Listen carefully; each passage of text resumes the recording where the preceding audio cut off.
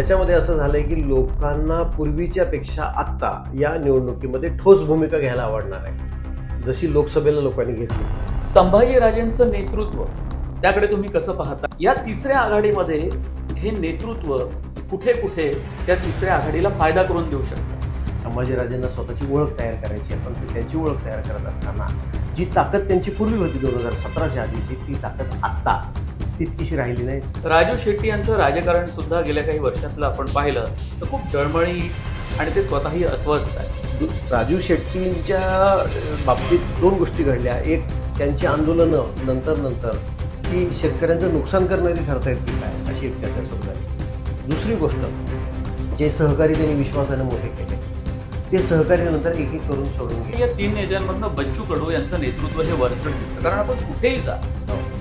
या निवडणुकीचं वैशिष्ट्य असं असणार आहे उद्याच्या या निवडणुकीमध्ये, पूर्वीच्या सारखं प्रादेशिक अस्मितेवर आघाडी चालेल का त्या त्या नेत्याच्या ताकदीवर आघाडी चालेल का, की खरोखर असा मतदार आहे की ज्याला दोन्ही महत्त्वाच्या राजकीय आघाड्यांचा वीट आलेला आहे, म्हणजे महायुती आणि महाविकास आघाडी, या दोघांचा वीट आलेला असा किती मतदार आहे महाराष्ट्रामध्ये की जो ह्या तिसऱ्या आघाडीकडे आकर्षित होईल?